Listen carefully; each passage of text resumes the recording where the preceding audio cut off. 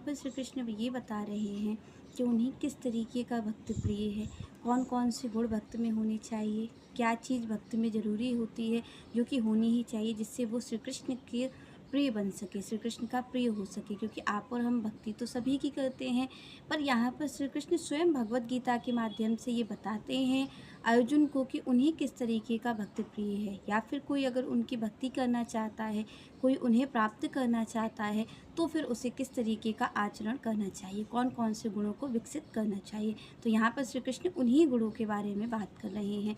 क्योंकि आप और हम जानते हैं कि भक्ति तो केवल और केवल श्री कृष्ण की ही की जा सकती है, क्योंकि बाकी जो देवी देवताओं की होती है वो पूजा होती है। आप और हम देखते हैं कि हमारे यहाँ तो करोड़ों देवी देवता हैं, पर जो पूजा होती है, जो बाकी देवी देवता हैं उनकी पूजा होती है।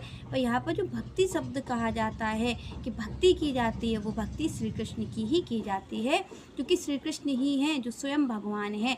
बाकी सारे क्या है, बाकी सब देवी देवता हैं, बाकी सब देवी देवता हैं वो भी पूजनीय है। श्री कृष्ण ही कहते हैं कि सबको ही पूजन होना चाहिए, पर यहाँ पर श्री कृष्ण कहते हैं कि जो उनका भक्त होता है वो स्वयं उनकी पूजा करता है, क्योंकि भगवान कृष्ण स्वयं भगवान ही हैं।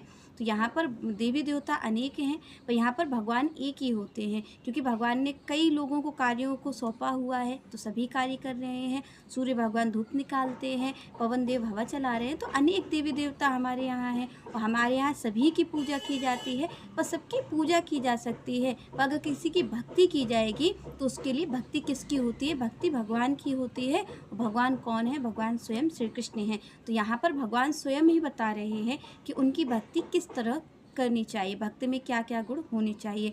तो यहाँ पर श्री कृष्ण अर्जुन से कहते हैं, अनपेक्षा शुद्धि दक्ष उदासीनो गतव्यथा सर्व आरंभ परित्यागी यो मद भक्ता स मे प्रिया। यहाँ पर भगवान ने कहा ऐसा भक्त मुझे अतिशय प्रिय है। कैसा भक्त, कौन सा भक्त यहाँ पर भगवान कह रहे हैं? तो सबसे पहले भगवान ने कहा अनपेक्षा।